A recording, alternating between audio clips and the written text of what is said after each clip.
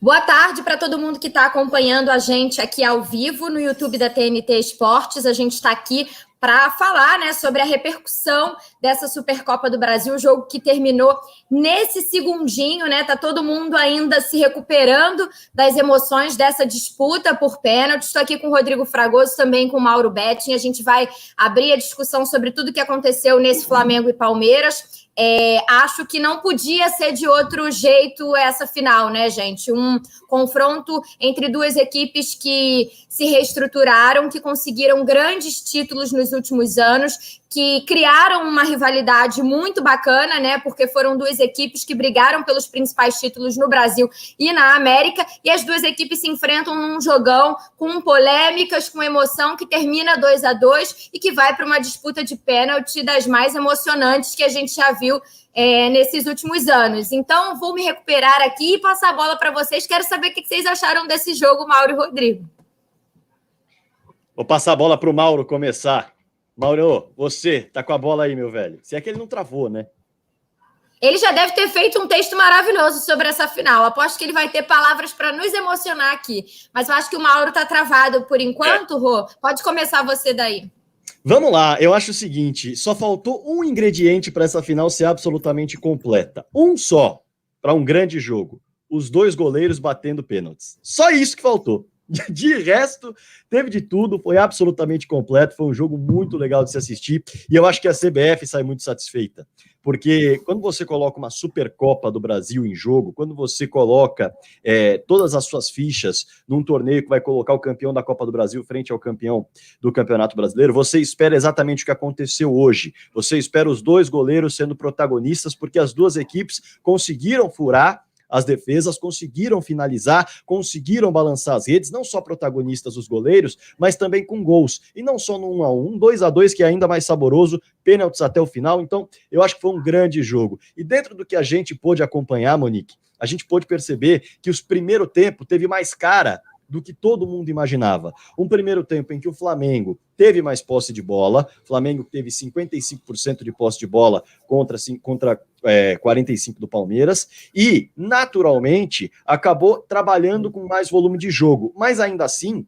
enfrentando um Palmeiras que conseguiu frear grande parte das finalizações. O Flamengo trabalhava no último terço do campo, o Flamengo tinha uma mobilidade gigantesca, e é o que a gente espera de um time com os atacantes que tem, com os meias que tem. Você via o Gabigol saindo da área o tempo todo para fazer uma dobradinha na ponta, você viu o Bruno Henrique saindo da área o tempo todo para fazer uma dobradinha, os centroavantes aparecendo de outras formas. Então, o Flamengo fez aquilo que se esperava. E o Palmeiras, com a boa defesa que tem, conseguiu minimizar um pouco as finalizações. Não aconteceu o que o Flamengo queria, que era uma avalanche de finalizações. Por outro lado, o Palmeiras também conseguiu colocar sua proposta de jogo em campo. Ou seja, colocou a transição ofensiva para jogo, conseguiu exigir do Diego Alves e também quase fez um dos seus gols com o Breno Lopes no primeiro tempo, que o Diego salvou justamente no contra-ataque que o Palmeiras gosta, começando das mãos do Everton, pegando o time adversário no campo de ataque e assim concluindo a jogada. O Diego estava lá para salvar o Diego Alves depois do drible que o Breno Lopes deu. Então, as duas equipes fizeram no primeiro tempo aquilo que se imaginava delas. Um Flamengo com volume, conseguindo jogar no campo de ataque e finalizando.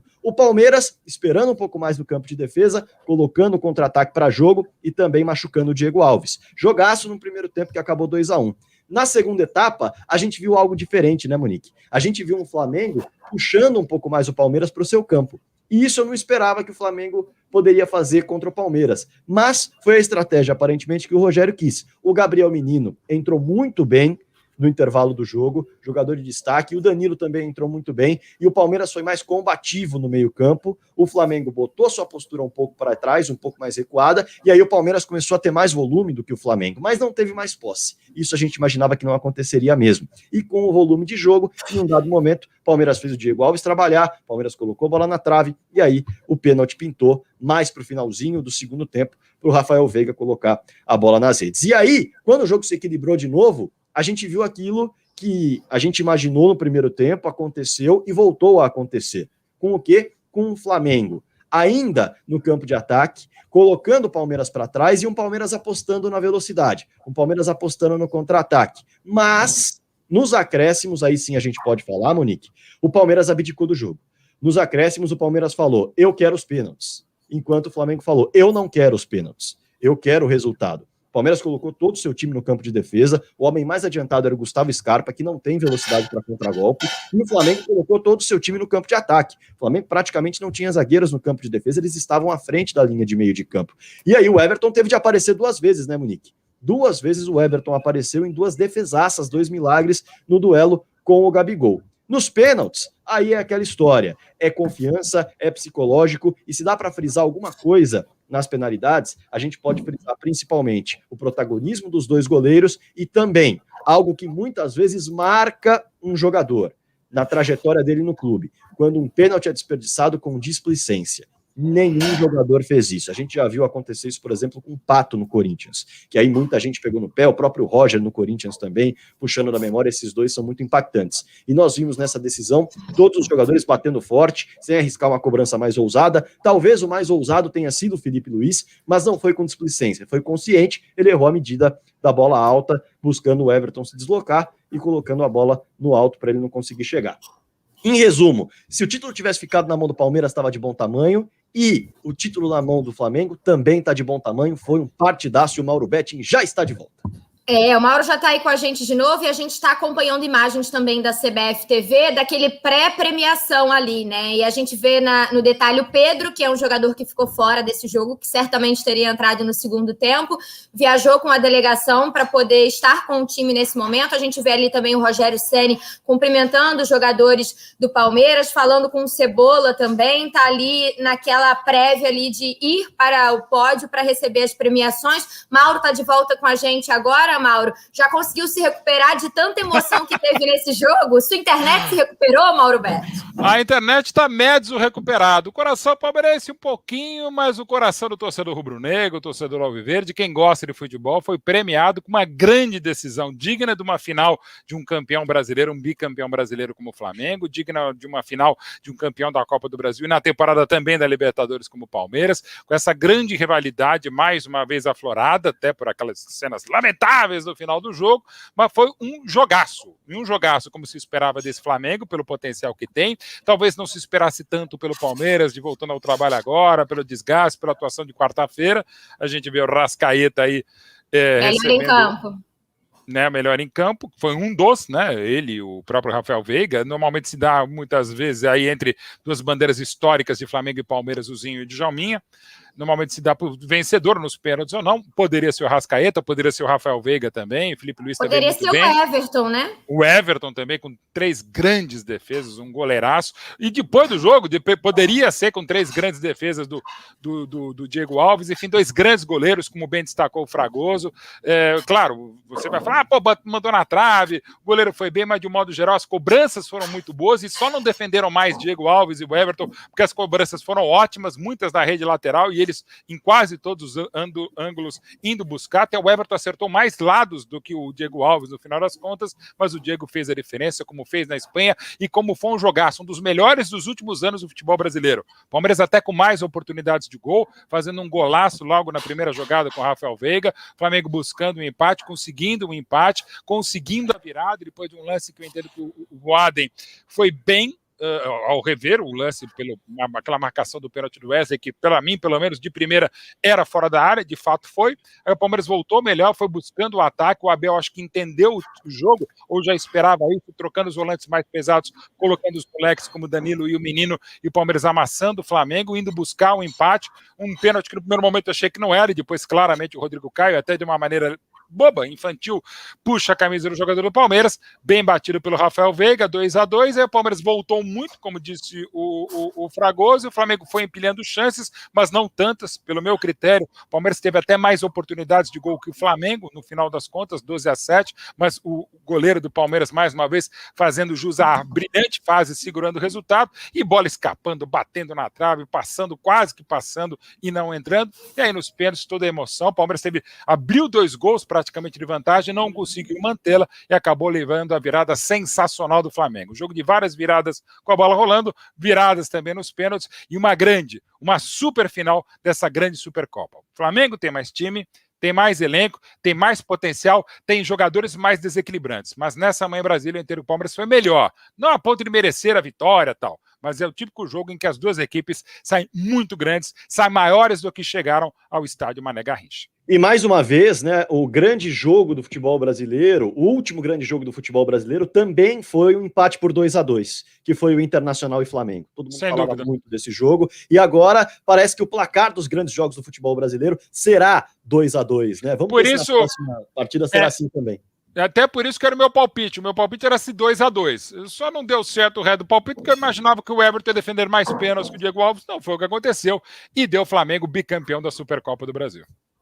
A gente vê agora aí as imagens já do momento da premiação, né? O Palmeiras recebendo as suas medalhas, e aí no detalhe o Everton, que além, né, da participação muito decisiva na disputa de pênaltis, o Everton foi fundamental no jogo. Acho que pelo menos 3 defesas espetaculares, e as duas no final, né? Uma que o Everton dá um beijinho carinhoso na bola, agradecendo, porque aquela pontinha de dedo dele fez a diferença, e agora na última jogada também, em que ele salva a bola ainda em cima da linha, em condições de salvar o gol que daria o título ao Flamengo no tempo normal. Eu até queria trazer esse ponto sobre o Everton, né? Porque durante o jogo já muito se falava que o Everton está num patamar muito diferente no futebol brasileiro, né? Entre goleiros que atuam no Brasil.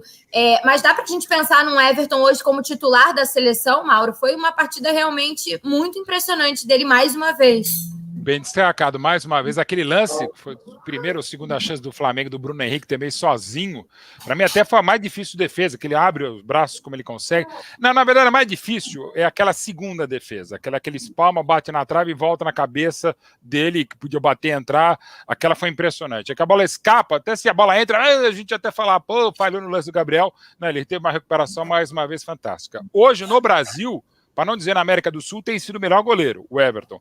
Agora, ainda que não seja a melhor temporada do Alisson, mas é uma outra grande temporada do Ederson, eu acho que hoje, pelo nível de atuações, o Ederson tem jogado um pouco melhor, o Everton muito próximo e o Alisson um pouco mais abaixo. Ainda se eu fosse o treinador da seleção, meu titular seria o Alisson.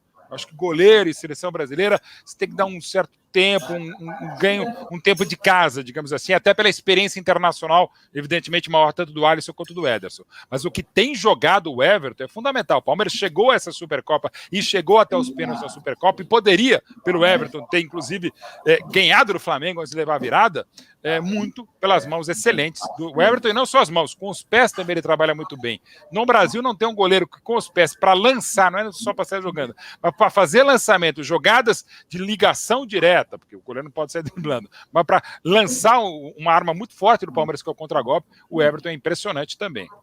Não só com os pés, com as mãos também, só para destacar, né? Porque o Mauro contou dessa questão dos pés, mas também é legal pontuar, por exemplo, numa jogada, principalmente a jogada de maior chance clara de gol do Palmeiras no primeiro tempo, que não entrou, foi justamente com as mãos do Everton no lançamento para o contra-ataque, na jogada que o Wesley solta para o Breno Lopes driblar o Diego Alves e quase fazer o gol. E eu acho difícil a gente não olhar para o Everton, e nós estamos aqui na casa da Champions, né?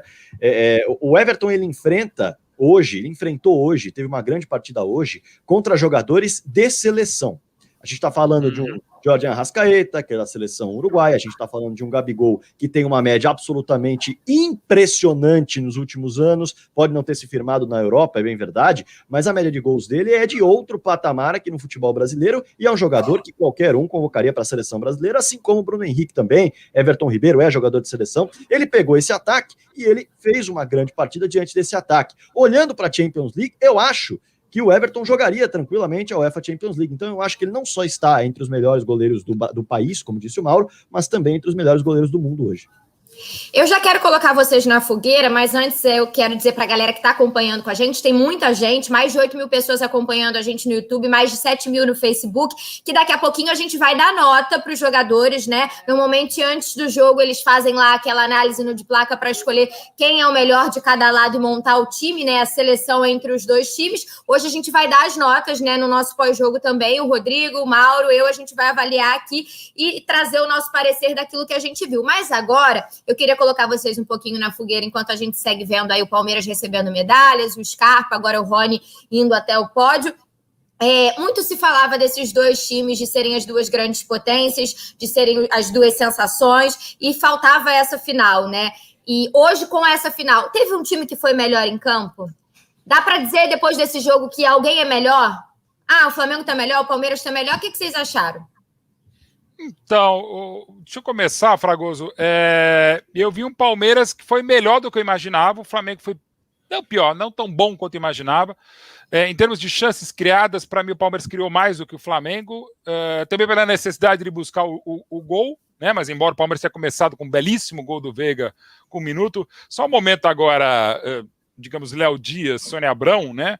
O cumprimento bastante protocolar entre Abel Ferreira e Rogério Caboclo, né? Porque o Abel, com razão, falou do calendário do futebol brasileiro, o Rogério, com a razão dele, falou a respeito, respondendo claramente, sem dizer que era o Abel, e aí eles se mantiveram protocolarmente, aliás, à distância, como precisam se manter mesmo. Mas voltando ao jogo, acho que o Palmeiras foi até melhor do que eu imaginava, dentro da proposta dele, o Flamengo foi pior dentro da proposta dele, e como grande jogo que é, enfim, até para necessidade, repito, o Palmeiras teve mais oportunidades que o Flamengo, nos pênaltis aquela coisa e foi sensacional também, foi emocionante.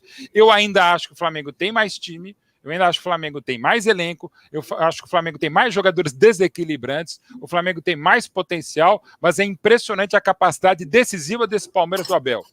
Eu imaginava que antes de a bola rolar na temporada 20/21, que o Flamengo fosse ganhar mais coisas do que ganhou. E não achava que o Palmeiras fosse ganhar tudo que ganhou. E pelo que o Palmeiras mostrou hoje em Brasília, e o Flamengo também, vão continuar, embora ainda haja um Atlético Mineiro cada vez mais forte, com potencial, o próprio Grêmio também, quem sabe outro time tipo São Paulo pode chegar, ainda Flamengo e Palmeiras vão ficar desse nível, e com propostas diferentes, até pela qualidade dos elencos. E isso, claro, se mantidos, porque não se sabe se o Flamengo vai conseguir manter todo mundo, se a molecada, por exemplo, os 3 porquinhos do Palmeiras vão ficar, então aguardemos cenas dos próximos capítulos. Acho que hoje foi mais uma prova de que tem muita coisa maravilhosa que Flamengo e Palmeiras podem fazer ainda. Rodrigo vai falar já a opinião dele também. Nesse momento, o Flamengo começa a caminhar lá para o pódio para receber as medalhas. O Felipe Luiz é o primeiro, vai ser uma extensa fila aí até todo mundo chegar lá para levantar a taça. Então, Rô, o que você achou? Na tua visão, teve um melhor em campo hoje? O que dá para dizer dessa disputa, que lá atrás já foi a disputa do futebol mais bonito entre Flamengo e Grêmio, aquele debate lá, e agora é entre Flamengo e Palmeiras. Tem uma superioridade em relação ao futebol jogado? Não tem. Na minha opinião, não tem. Eu vou discordar um pouco do Mauro. Eu acho que sim, houve, na verdade, uma postura equivocada do Flamengo no segundo tempo. O Flamengo poderia continuar se utilizando daquilo que melhor faz, jogar no campo de ataque, ter a posse da bola. E o Flamengo abdicou disso. Não abdicou só porque quis. Também o Palmeiras, com a entrada do Danilo e a entrada do Gabriel Menino, foi superior. Também conseguiu se colocar um pouco mais no campo de ataque. Mas veja só, nós estamos falando das 2 melhores equipes dentro dos seus estilos no futebol brasileiro. E por isso foi 2-2. Claro, há um campeão, porque há uma taça em jogo e você precisa partir para as penalidades. Mas até nas penalidades houve um equilíbrio terrível.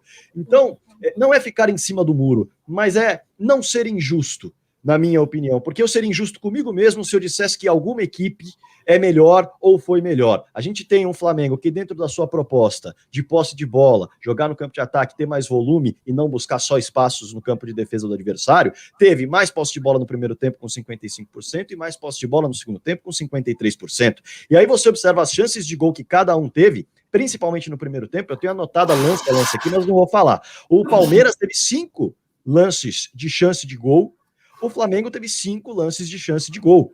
Então, basicamente, houve um empate. E aí, você olha o número de finalizações, foram 6 do Flamengo no primeiro tempo contra 8 do Palmeiras. No segundo tempo, foram 7 do Flamengo contra 7 do Palmeiras. Então, os dois conseguiram aplicar aquilo que tinham de melhor em campo, aquilo que sabem fazer melhor, com a exceção do Flamengo nos primeiros 20, 25 minutos do segundo tempo, na verdade até na primeira meia hora, acho que a gente pode colocar, quando o Palmeiras empurrou o Flamengo para trás e o próprio Flamengo apostou que seria ideal ter o Palmeiras mais no seu campo para jogar na velocidade com o Gabigol e com o Bruno Henrique. E essa aposta não funcionou. Talvez dá para dizer que essa tenha sido a única aposta que não funcionou em toda a partida, porque nas outras fichas que os técnicos apostaram, tudo deu certo, tudo funcionou. O Palmeiras conseguiu jogar quando teve o espaço nas costas, o Palmeiras conseguiu jogar quando passou a atuar com o volume de jogo e o Flamengo deu campo, e vice-versa. Talvez a única aposta errada desse jogo, na minha opinião, tenha sido do Rogério ao recuar e admitir o Palmeiras dentro do seu campo. Por isso acabou também levando o empate, deu ainda mais chances para o Palmeiras chegar lá.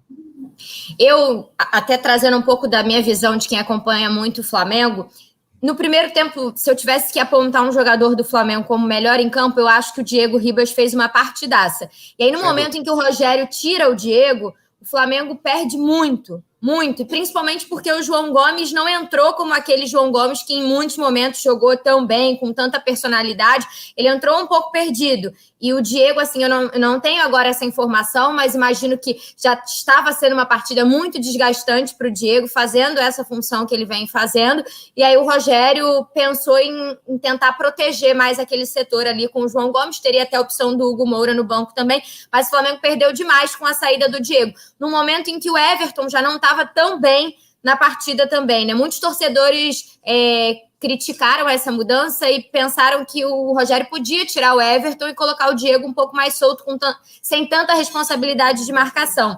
Mas, no fim, assim, acho que o Rogério fez o que dava para fazer dentro das possibilidades, né? O Bruno Henrique e o Gerson pediram para sair, então seriam dois jogadores bem importantes nessa parte final do jogo. Imagino que o Bruno Henrique até seria um dos batedores, né, de pênalti, e os dois pediram para sair. Essa foi a informação que os colegas que estavam lá passaram. E acho que o Flamengo se desencaixou um pouco ali com essas mudanças, mas ainda assim teve aquela chances incríveis no final, né? Aquela chance em que o Arrascaeta tem a bola, poderia ter dado para o Vitinho, não deu. Na sequência, o Vitinho chuta e o Everton salva. E ainda, eu queria perguntar para vocês, aliás, de um lance que eu estou me perguntando até agora o que aconteceu. Que foi aquele lance em que o Galvão, na narração, fala que levantou a bandeira. Eu também tinha visto a bola lá dentro, porque na sombra a imagem não estava das melhores. Exato. E depois todo mundo falou, não, mas o Gabigol chutou para fora. Alguém entendeu aquilo?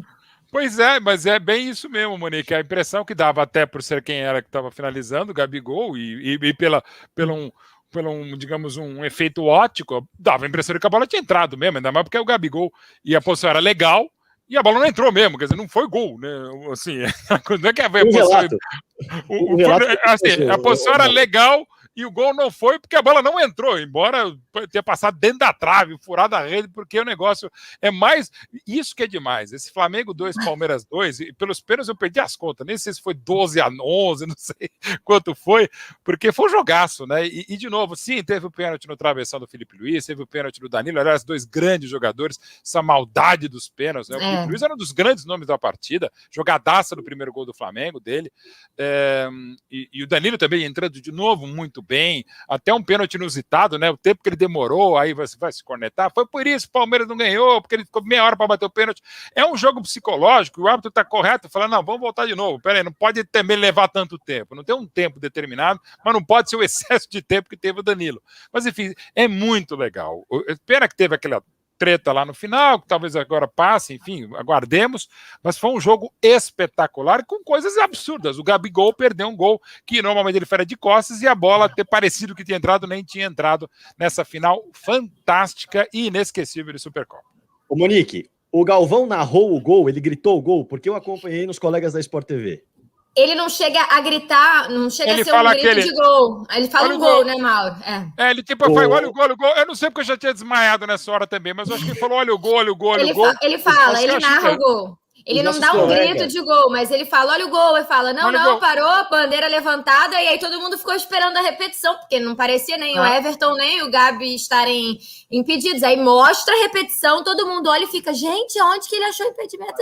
E aí depois que todo mundo começa a falar, não, mas peraí, não entrou, a bola não entrou. Aliás, a transmissão foi muito mal, né? A transmissão do Galvão, a transmissão oficial, e não é da Globo, é a transmissão da CBF, o corte, porque eles mostram o lance, eles não mostram no replay do lado para você ver o impedimento, eles não mostram a bola indo para fora. Você vê depois a bola escapando. Na verdade, eu só vi que não era gol mesmo quando eu fiquei olhando para a bola, para dentro do gol.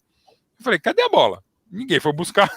Acho que aquela bola que está escapando ali, a bola não entrou. Ou eu até cheguei a pensar, mas o Galvão estava falando em cima, sei lá, de repente acontece, a bola furou a rede, mas não foi, a bola passou dentro da trave, é um negócio impressionante. O nosso colega Luiz Carlos Júnior, ele ficou mudo no momento em que, ao chute, ele para, e até o outro colega, Paulo Vinícius Coelho, fala, você foi bem, hein? Você não caiu na malandragem da rede. Na pegadinha. Mas realmente, a impressão geral foi de gol, com a exceção de que os jogadores do Flamengo não comemoraram de imediato. E aí todo mundo falou, não comemoraram porque logo viram a bandeira. Mas não, foi porque a bola não entrou mesmo. Acho que nem teve essa bandeira, né? No fim das contas, né? Não teve. Não teve? Tiro de meta. Não, foi tiro de meta. Foi como foi de fato. Esse jogo é tão sensacional que bastaria esse lance. Aí teve o lance do primeiro pênalti, que eu também não. De primeiro eu não teria marcado, marcado a falta no Wesley, mas fiquei com a impressão de que era fora da área. E o pênalti foi marcado e foi bem marcado, e foi muito bem batido pelo Rafael Veiga.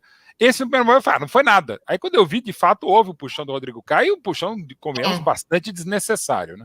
Foi um pênalti muito bobo, né, Mauro? Pro nível de jogador que é o Rodrigo, não sei o que vocês acham, mas ficou essa sensação de que, de fato, não faz sentido um pênalti desse para um jogador como o Rodrigo Caio. Só trazer o detalhe para a galera que está com a gente, porque agora o Flamengo vai levantar a taça efetivamente, o Diego chega ali com o celular, fazendo uns videozinhos, e aí são 3 capitães, né? Sempre esse mesmo ritual. Diego Alves já está com a taça na mão, vai se juntar ao Everton e ao Diego Ribas, para aí sim o Flamengo levantar, bicampeão da Supercopa do Brasil, campeão ano passado contra o Atlético Paranaense em Brasília, no Mané Garrincha, também nesse momento vai levantar a taça pela segunda vez consecutiva, campeão em 2021 nesse duelo contra o Palmeiras. Vamos ver.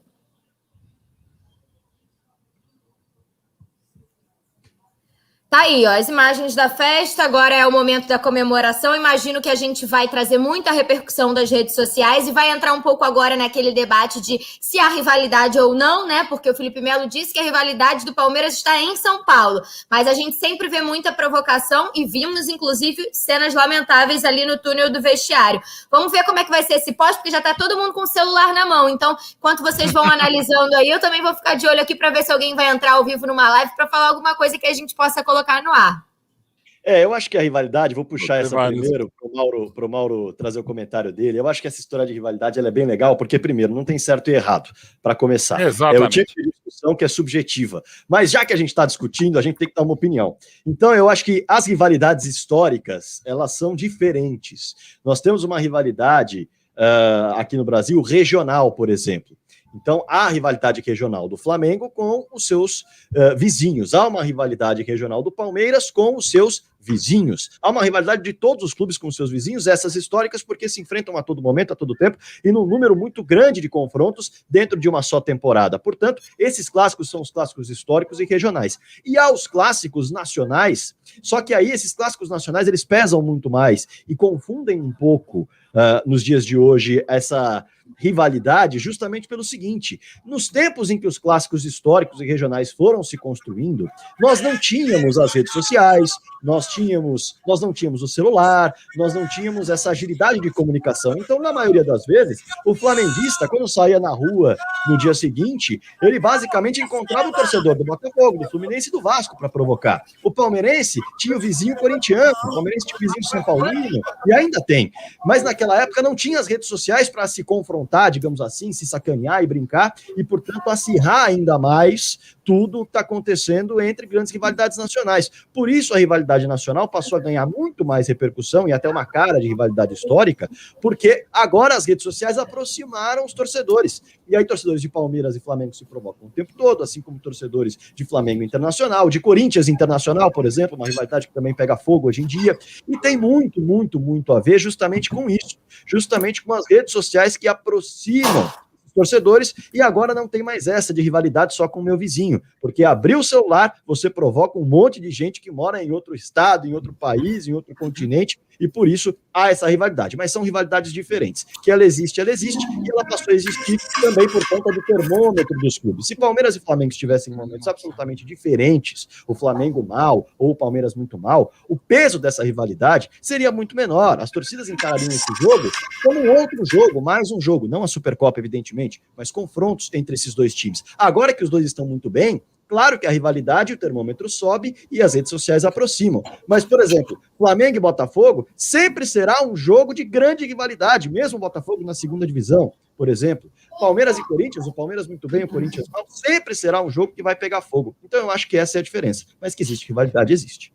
Só para a galera que está com a gente aqui acompanhando, além das notas, daqui a pouquinho a gente vai mostrar também os lances da partida, né? Os melhores momentos dessa partida, os gols, tudo que teve de melhor. Vamos falar também das provocações e até o Neymar entrou na brincadeira. Já já a gente vai trazer tudo aqui no nosso pós-jogo. A galera tá com o vídeo preparado aí, porque o William Arão estava há pouquinho ao vivo no Instagram e a gente já está acompanhando aqui também essa movimentação dos jogadores lá na comemoração, né? Porque é sempre um momento de muitas provocações, de muitas brincadeiras, aquela alfinetada, a gente sabe que isso aconteceu depois do título brasileiro. Vamos ver se vai rodar. Ó. Quer que a gente desce? Ei, quer que a gente desce? Que cheirinho gostoso, ó.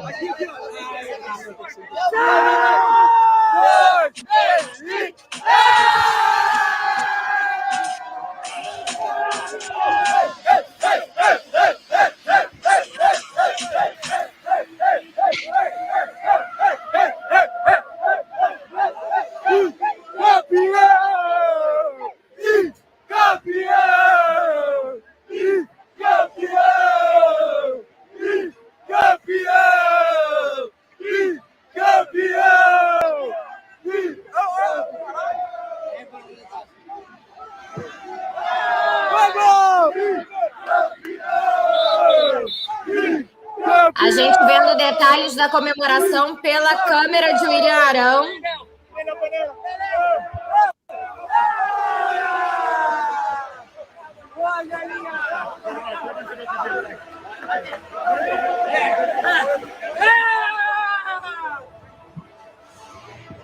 O Everton Ribeiro ali dando um beijo na taça. Segura meu celular aqui, tô fazendo live. Tá de frente?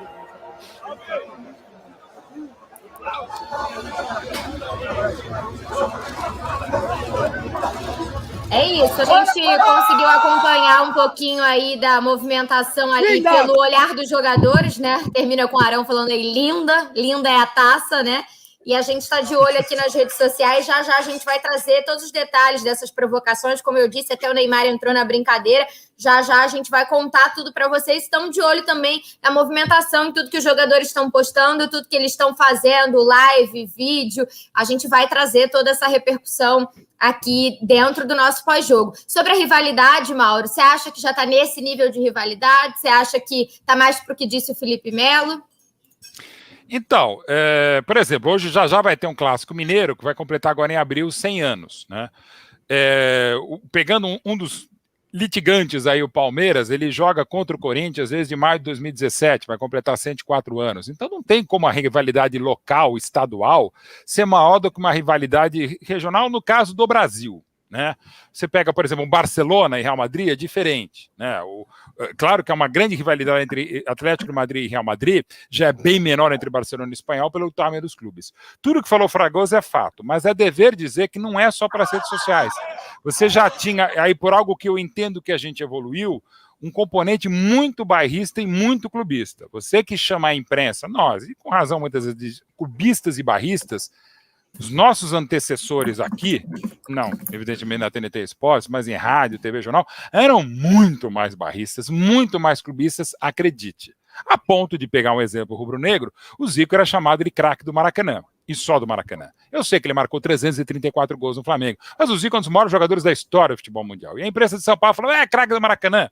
Pegando mal, comparando, como Sócrates, era um cara do interior, médico também não era, né? Enfim. Então você tinha muita rivalidade. No caso de Palmeiras e Flamengo, ela começa mesmo lá em 79, no dia 9 de dezembro de 79, quando o Flamengo, que havia vencido 3 estaduais e tinha até mais time que o Palmeiras, não mais futebol naquele momento, o Flamengo, uma infelicidade do seu presidente Márcio Braga, dizendo que o Flamengo já tinha comprado passagem para a semifinal contra o Inter em Porto Alegre, o Palmeiras era um time verde demais, ia tremer no Maracanã, e o Palmeiras foi lá e ganhou de 4-1 no Maracanã, um jogo que levaria o Tele Santana à seleção brasileira, tirando o Cláudio Coutinho, que ele treinava tanto o Flamengo quanto a seleção brasileira, e depois o Flamengo daria o troco no ano seguinte, já com o Brandão no Palmeiras, foi 6-2 num show do Zico, do Flamengo, que ganharia o seu primeiro brasileiro. A rivalidade ficou muito forte em 79 e 80, diluída, e voltou agora, mais o técnico 99 com 2 jogos fantásticos, aquele aquele Palmeiras eliminou o Flamengo na Copa do Brasil com os gols do Euler no final, que incentivaram o Palmeiras a ganhar sua primeira Libertadores, e o troco do Flamengo na final da Mercosul em pleno Palestra Itália, um 3-3, que para o time do Lê valeu o título da Mercosul para o Flamengo em 99 e evitaria o bi do Palmeiras. Então é de momentos, como já teve um Palmeiras e Grêmio, como tem desde 80 e 81 ainda mais, o jogo que não acabou no Serra Dourada entre Flamengo e Atlético Mineiro. Então, essa rivalidade muito por bairrismo teve. O que o Fragoso falou é fato. Hoje você está muito mais próximo de vários torcedores. Mas, de novo, o que o Felipe Melo falou é mais que real. Claro que no momento hoje do Rio, né, com Vasco mal, Botafogo mal, Fluminense ainda não bem, mas mal, o Flamengo se volta a outras rivalidades. Mas São Paulo, apesar do momento do São Paulo muito ruim sem títulos, o Corinthians não tá legal, mas até recentemente campeão com várias finais, Palmeiras e Santos acabaram de disputar uma Libertadores no Maracanã, o Palmeiras tem uns focos maiores, mas os rivais mesmo são os locais, o que não é demérito, não é errado mesmo, você falar, pô, meu rival, e outra coisa que o Fragoso falou que é fundamental, é como idolatria, é subjetivo, é individual. Os meus maiores rivais, fala aqui o palmeirense, são, pela ordem, Corinthians, São Paulo, Santos e, para mim, desde 79, o Flamengo. Mas, às vezes, o Flamengo não está tão legal, tal, passa a ser o Grêmio, como foi nos anos 90, na metade, o Cruzeiro no final dos anos 90. Então, são momentos que você tem mais ou menor rivalidade. Mas é claro que a grande rivalidade vai ser o clássico mais charmoso do Brasil, que é o Fla-Flu, embora, por exemplo, o clássico dos milhões entre Flamengo e Vasco tenha superado nas últimas décadas, por exemplo. Só para a gente trazer o que estava lá nas redes sociais da TNT Esportes, desde que o Gabigol chegou, só o Flamengo ganhou títulos no Rio de Janeiro, e isso exemplifica um pouquinho do que o Mauro estava falando. Antes a gente estava vendo ali uma retrospectiva dos títulos, né? São 8 títulos entre 2019 e esse começo de 2021. É, de fato, um processo de reconstrução enorme, né? Que começou talvez lá em 2014, no início da gestão passada, e chegando agora, culminando nesse momento de títulos da gestão do Rodolfo Landim. E até sobre o Gabigol ainda, ele estava empatado com o Renato Abreu como artilheiro do século do Flamengo, depois do gol que ele fez no jogo contra o Madureira. Hoje ele fez um gol com bola rolando, e aí ele ultrapassa o Renato Abreu e se torna sozinho absoluto artilheiro do século do Flamengo, com o detalhe que o Renato Abreu precisou de 200 e pouquinhos jogos para fazer essa quantidade de gols, e o Gabi tem bem menos, tem 172, se eu não me engano.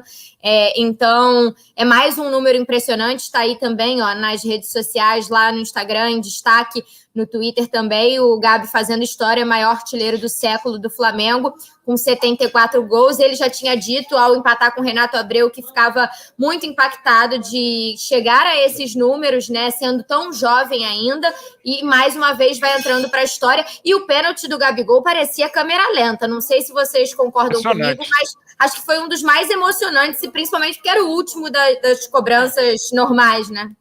Até interessante, eu acho que realmente, se você detectar, acho que levou uns 17 segundos tempo real para torcedores do Flamengo e do Palmeiras, 2 horas e meia para a bola entrar, e que goleiros que são o Diego Alves e o Everton, porque só para a bola bater na rede lateral para vencer os dois, de um modo geral, quase sempre acertando os ângulos, quando acertando o pênalti, o primeiro que o Diego pega, ele é muito parecido com o último também, que ele passa, ele volta, a bola alta, cara, as bolas rasteiras, 2 goleiraços, né? Não à toa, Diego Alves é o maior defensor ainda, em média, de pênaltis na Espanha, é esse goleiraço que é, o Everton também é. Pô, e assim, até nisso foi fantástico, foi uma baita virada do Flamengo nos pênaltis. Então, e tinha virado, aí o Palmeiras empatou e vira de novo, quer dizer, foi um... Olha, eu acho que o Galvão também falou, e é algo que eu tinha comentado até em casa um pouquinho antes, e uma frase que eu uso sempre dos grandes cineastas norte-americanos, Spike Lee: não dá para fazer um filme melhor do que um jogo de futebol, cara, é demais.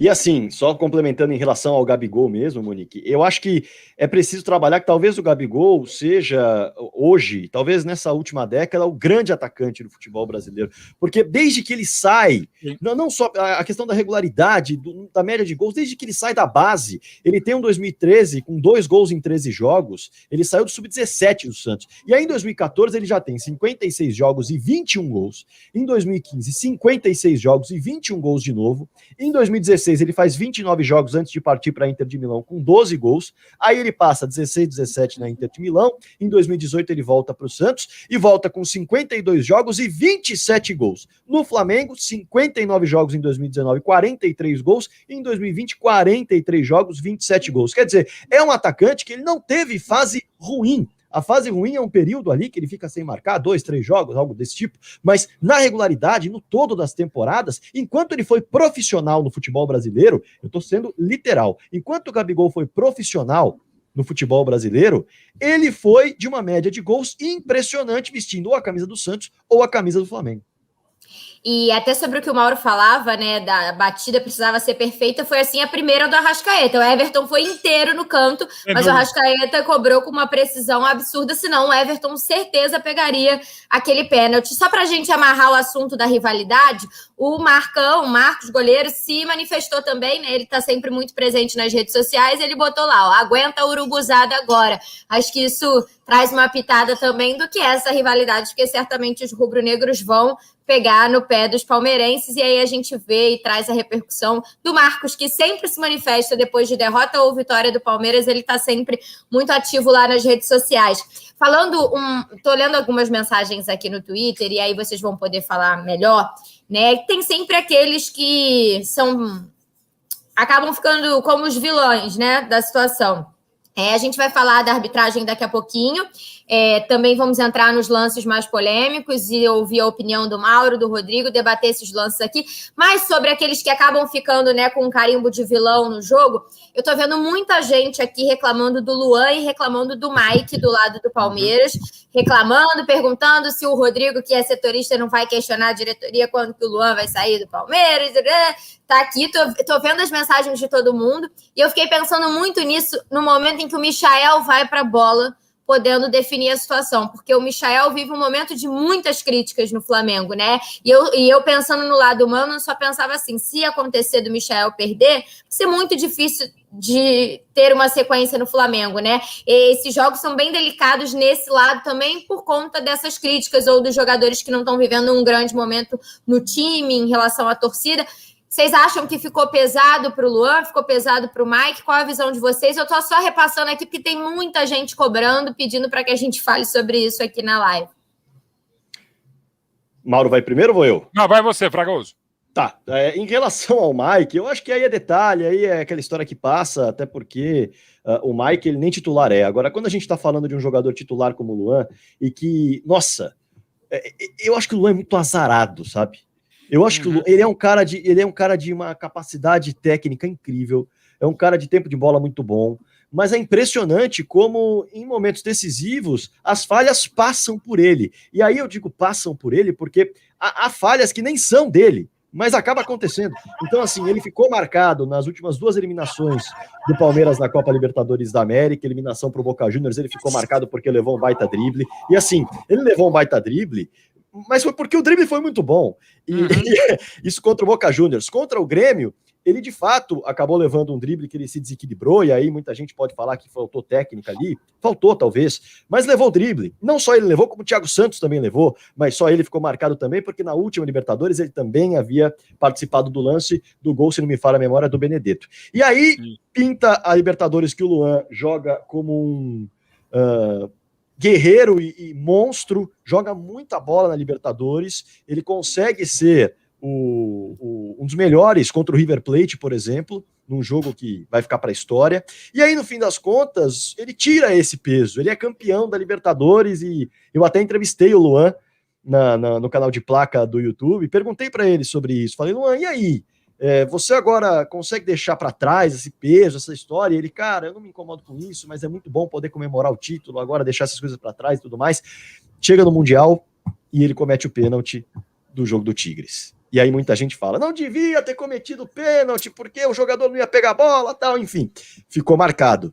E agora, na final da Copa do Brasil contra o Grêmio, ele é expulso numa cotovelada absolutamente infantil, aí sim, talvez o pior erro dele com a camisa do Palmeiras, dá uma cotovelada no Diego Souza muito forte, sim. E quando ele dá essa cabeçada, essa cotovelada no Diego Souza, todo mundo passa a lembrar de novo dos erros e esquece da Libertadores. E agora o Luan acaba, de fato, perdendo um pênalti decisivo que poderia dar o título da Supercopa do Brasil. Ele não bate com displicência, ele bate de uma forma que muitas vezes os goleiros acabam pegando, a meia altura, não muito no canto. Como o Mauro disse, a maior facilidade, entre aspas, para você fazer o gol nesses goleiros é colocar a bola com uma maior dificuldade, ou seja, na bochecha da rede. E o Luan não fez isso, acabou perdendo esse pênalti que poderia dar o título. O Danilo é um garoto jovem que tem jogado muito bem, não aparece em muitas falhas e por isso não vai ficar marcado, mas ele também perdeu um pênalti que daria o título para o Palmeiras. Só que o Luan, por esse retrospecto, sim, vai ser muito complicado para o Luan se recuperar nessa temporada. Eu não gostaria de falar isso, mas acho que ele vai precisar de muita força mental, e não só ele, a diretoria do Palmeiras vai precisar de muita força mental para manter o Luan no elenco, porque a torcida certamente vai pegar no pé. E é isso, né? É tudo perfeita análise em relação ao Luan, e eu concordo absolutamente com tudo. Acho o Luan um ótimo zagueiro, mas fica lamentavelmente com essas, não pecha de azarado, mas fica numa cobrança enorme. Se o Luan agora salvar 15 gols e fizer 17, vai ficar tal. E é do jogo, é do futebol, até lamentavelmente. Eu acho um ótimo zagueiro, de muito bom nível, Luan, e como pessoa também. Então leva para sua casa, não é isso, mas é um cara que agrega muito, tem uma identificação com o clube muito legal. Pena que com a torcida não seja necessariamente a mesma. Então você fica numa cobrança que eu entendo exacerbada em cima dele. Eu, dirigente, tentaria tê-lo ao máximo mais vezes no Palmeiras, mas fica muito difícil, até pelo espírito extremamente corneteiro do palmeirense.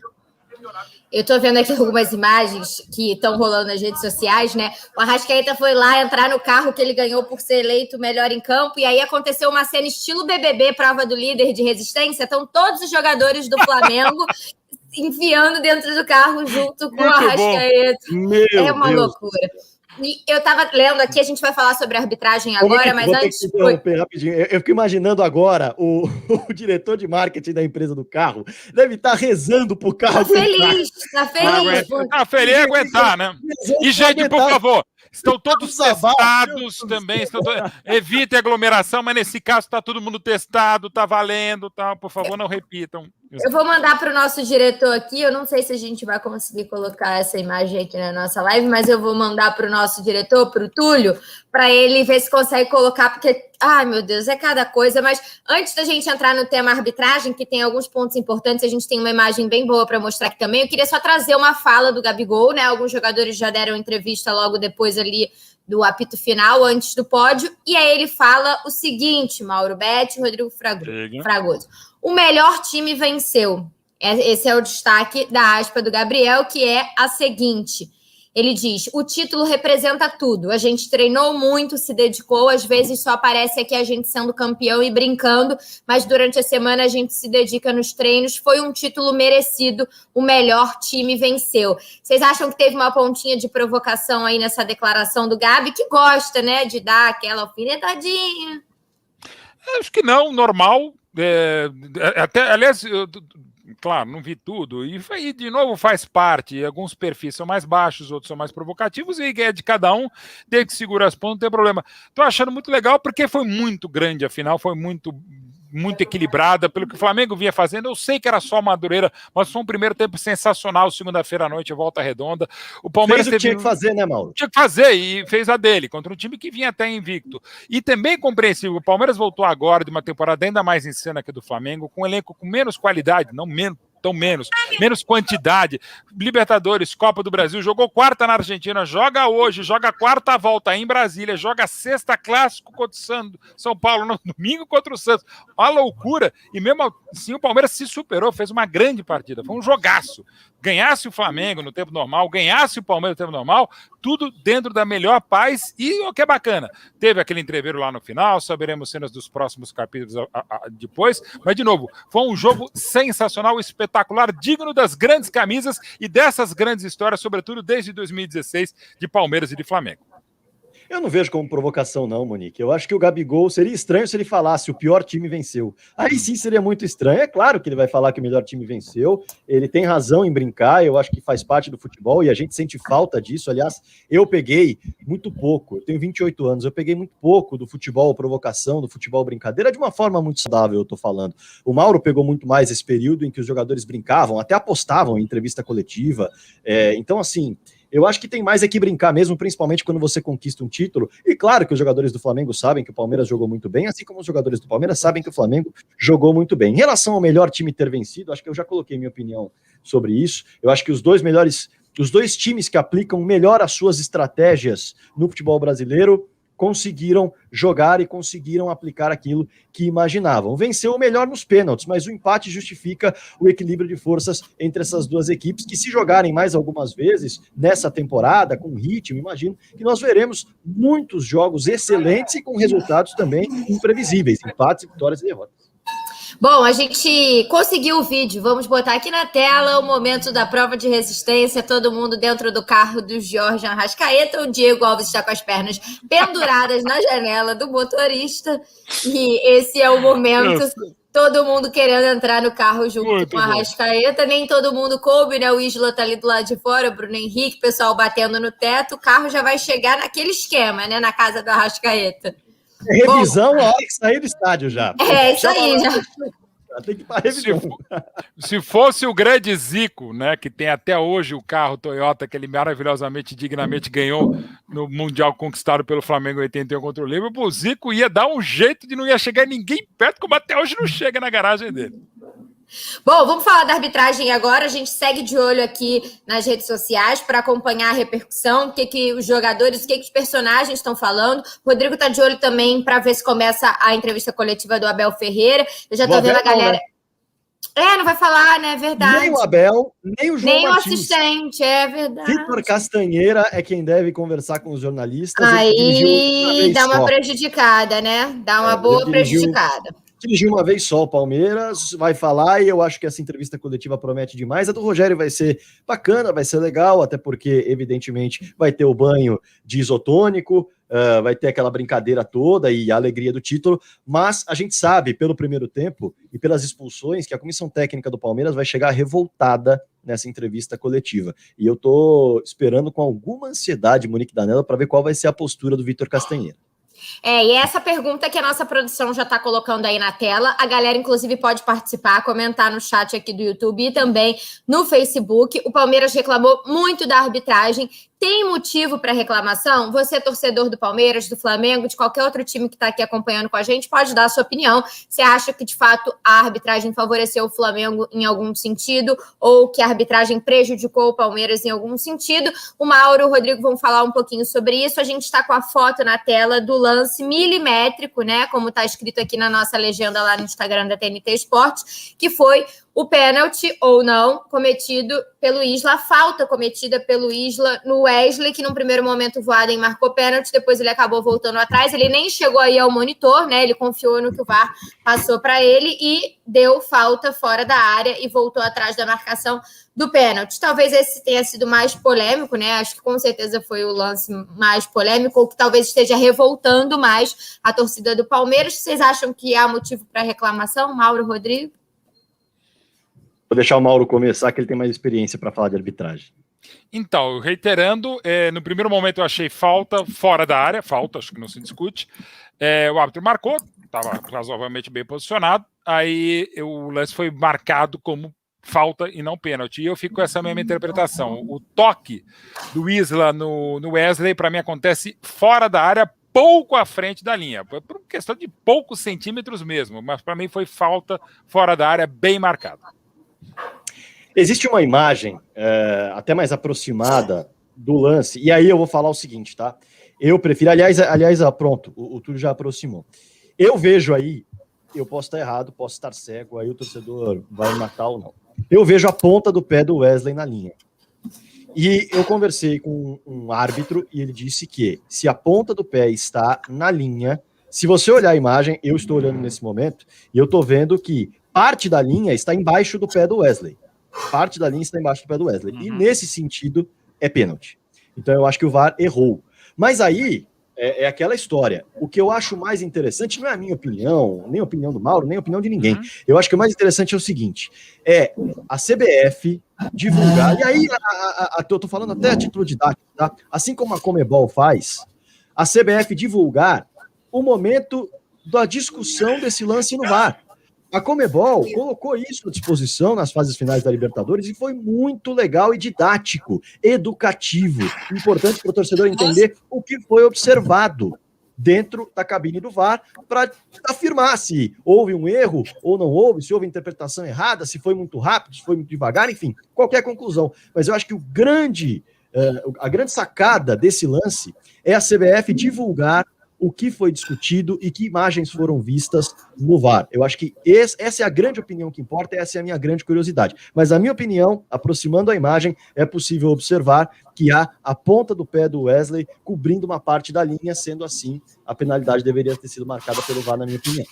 Eu acho que o grande lance disso que a CBF pode divulgar ou não é que a gente não sabe se essa imagem que está aí, se esse frame que está na tela é o frame exato do momento do contato, né? Porque a justificativa é que o contato foi fora da área. Depois de ver o replay, eu também fiquei com a sensação que o contato foi fora da área. Mas é aquele frame que parado um segundo antes, um segundo depois, vai ficar com essa sensação. O Abel tá falando, né? O Abel está falando. Ixi, o nosso Túlio está mandando aqui para a gente que o Abel está falando nesse momento. Não sei se a gente vai conseguir botar aqui, vou pedir para o Túlio confirmar para a gente, mas certamente vai ter muita reclamação nesse sentido, então acho que a gente, se for possível, a gente vai acompanhar um pouquinho. Mas só ainda falando sobre a arbitragem, enquanto o Abel não entra aqui, essa questão, Mauro, também de reclamação, e Rodrigo, do lado do Flamengo teve muita reclamação por uma não expulsão do Wesley, que já tinha cometido uma falta muito dura, levou um cartão amarelo e depois ele dá uma entrada no Bruno Henrique, que muita gente acredita que aquela entrada seria para amarelo, que talvez o Voaden tenha dado uma segurada para não colocar um peso muito grande na situação. O Abel já está preparado. Túlio, se quiser botar, bota aí. Depois, qualquer coisa, os meninos complementam na sequência. Vamos ouvir. Disse, e nós, parabéns pelo jogo que fizemos. Muito obrigado, professor. Obrigado. Boa tarde. Recupera, boa tarde, família Palmeiras. Recupera um pouco que a gente ouve. Bota um pouquinho para trás aí, ver se a gente consegue ouvir um pouquinho do Abel. O que dá para comentar é que ele terminou bem a entrevista. Tá? Não expulsou, não foi expulso. Tá mais calmo, né, Mauro? Pelo menos isso. Mas vai ser difícil, né? Aliás, poucas vezes eu vi dar início à coletiva de imprensa do treinador ser expulso e quem entra no lugar dele ser expulso também. Mas vamos ver. O externo do jogo esperava uma partida fácil para o Flamengo e o resultado foi um jogo de qualidade decidido somente nos pênaltis. O Palmeiras hoje mostrou que é muito forte coletivamente. Olá, boa tarde a todos. Eu vou voltar a repetir, cada jogo tem sua história. Acho que às vezes as pessoas não percebem bem aquilo que eu digo. E este tem uma história diferente, com um adversário diferente. As primeiras palavras queria que fosse para os meus jogadores, pela grande partida que fizeram, com personalidade, com caráter. Marcamos um golo primeiro, sofremos a seguir. Temos a seguir outra oportunidade para marcar, que o Filipe Luís tirou em cima da linha. Temos mais duas grandes defesas e para mim hoje o melhor jogador em campo foi o guarda-redes do nosso adversário. Mas como disse, jogámos contra uma grande equipa também. Na segunda parte fizemos alterações que tínhamos que fazer e conseguimos chegar com todo o mérito à igualdade, criando outras situações para fazer, o nosso adversário também. E a segunda palavra, tenho que dizer, também dar os parabéns ao nosso adversário, porque conquistou mais um troféu. Como disse, duas grandes equipas em campo, e quando se joga finais, a gente gosta de ver sempre três grandes equipas em campo, mas hoje, infelizmente, só vimos duas. Pergunta do Rodrigo Fragoso, da TNT Esportes. O futebol apresentado pelas duas equipes, o jogo como um todo, chamou a atenção como um dos grandes confrontos que você viu entre dois times do futebol brasileiro? É verdade, Flamengo com bons executantes, com uma equipa muito, como se chama aqui, cascuda, mas nós tentamos entrar com um bocadinho de experiência também, porque estamos a falar de um jogo só, onde nem sequer prolongamento havia, mas como disse outra vez, acho que foi um jogo muito bem dividido entre duas equipas. Na minha opinião, e é só a minha opinião, acho que para quem assistiu em casa, nós, a família Palmeiras, seguramente triste pelo resultado, mas acho que tem que ficar orgulhosos por aquilo que esta equipa produziu durante os 90 minutos. E do outro lado, uma equipa também, como disse, a tentar, tal como nós, a disputar este jogo. Acho que foi um jogo olhos nos olhos. Eu ontem na antevisão disse que ia mexer uma equipa com caráter, com personalidade, uma equipa competitiva, que ia defender bem e ia atacar melhor. criamos várias oportunidades, o nosso adversário também. Penso sinceramente, e tenho que o admitir, que o empate ao final dos 90 minutos pode ajustar, mas eu estou em crer que fomos nós que criamos mais oportunidades. E depois tivemos 2 oportunidades para poder trazer mais um troféu para a nossa casa e infelizmente não conseguimos concretizar as 2 oportunidades que tivemos. Pergunta do Lucas Basílio da Me parece bem satisfeito com o que apresentou o Palmeiras hoje e está até mais calmo, né? Menos pilhado do que estava na coletiva de pré-jogo, né? Não vou falar na parte física. Ele tem muito disso. Quem percebe futebol sabe que está tudo interligado. Eu, se passar mal a bola, eu se perder passes, vou ter que correr mais. Se eu for assertivo, se acertar passes, se as minhas decisões forem boas, eu vou correr menos. Portanto, para mim não há parte física e parte tática, está tudo no mesmo barco. Eu, se perder muitas bolas, vou ter que correr mais porque as perdi.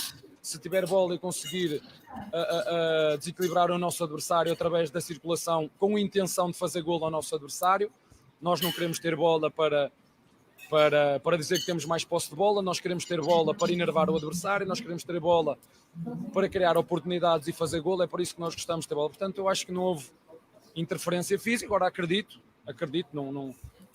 como disse, nós tivemos um período de férias, juntamos-nos todos no dia 2 e estamos a carregar baterias, jogadores que estavam melhores porque chegaram, outros que chegaram mais tarde, mas a força desta equipa nunca foi só 11 jogadores. E também para quem está em casa, para quem comenta, eu quando faço ou escalo a equipa, eu não penso só nos 11 que vão jogar, penso nos 11 e nas 5 substituições que tenho a seguir. E portanto, mais que tudo, voltar a referir, grande jogo. Pergunta da Bibiana Bolson dos canais Disney. Mesmo você assumindo no último jogo do Palmeiras, que tinha demorado para mexer no meio-campo, mais uma vez você optou pela dupla Felipe Melo e Zé Rafael. Qual foi a intenção? Como disse, entrar com uma equipa mais experiente. Estes 2 jogadores foram 2 jogadores que tiveram no Grêmio, na Copa contra o Grêmio, jogaram muito bem, mas nós não temos só esses 2 jogadores, temos esses 2, portanto eu não posso dizer que uns são melhores, outros são piores, eles são todos jogadores do Palmeiras. Agora, acho que depois do que vimos na primeira parte e na segunda parte, os jogadores que entraram, quer o Danilo, quer o Menino, porque também tínhamos que reagir porque estávamos a perder, tiveram um comportamento muito bom e é isso que nós queremos, é quem jogar de início, quem entra, seja Danilo, seja Felipe Melo, seja quem for, é entrar para ajudar e sair com cara satisfeita, porque quem vai entrar vai querer jogar também, e esse tem sido o nosso segredo da nossa equipa, com qualidade, onde todos somos onde todos vamos deixar o ego em casa para continuarmos a fazer o nosso trabalho e fazer jogos como fizemos aqui hoje.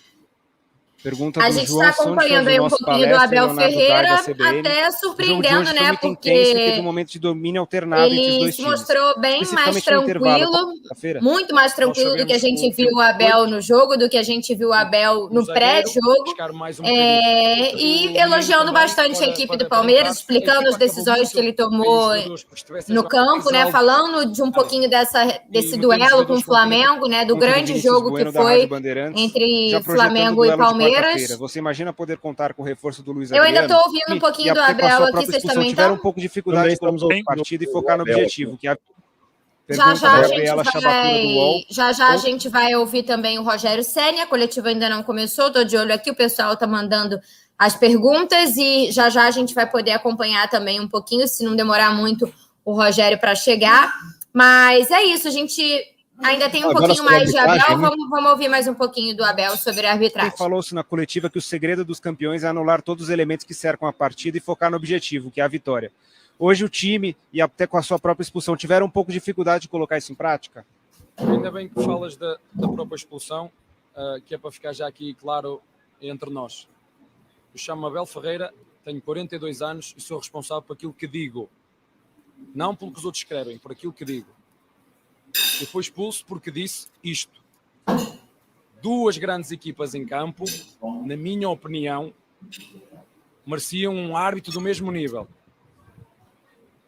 Eu perguntei à minha diretoria se aqui havia classificação dos árbitros. Na Europa, vou dar mais um, quem quiser apanhar, apanha. Quem não quiser apanhar, na Europa, o desempenho dos árbitros ao longo da época tem uma classificação.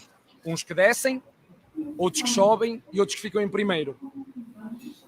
E eu perguntei, não há essa classificação aqui. E eu gostava de ver hoje aqui, tiveram as 2 melhores equipas, uma na Copa e outra no Brasileirão. Eu gostava de ter visto aqui as 3 melhores. E eu sou expulso porque foi um amarelo claro, e o jogo é de emoções, e eu estava fora, e quem me expulsou não foi o árbitro. Quem me expulsou, para toda a gente saber, foi o fiscal de linha, como é que chama aqui? O Bandeirinha. O Bandeirinha que me expulsou. Porque eu disse isto. Em emoção, foi isto que eu disse, que fica aqui. Abel Ferreira, 42 anos. Estas 2 equipas, Flamengo e Palmeiras, mereciam o melhor árbitro do Brasileirão de classificação do ano passado. Se este foi o melhor árbitro, pronto, temos que aceitar e seguir. A última pergunta. E deixa já referir, porque o futebol brasileiro tem grandes árbitros. E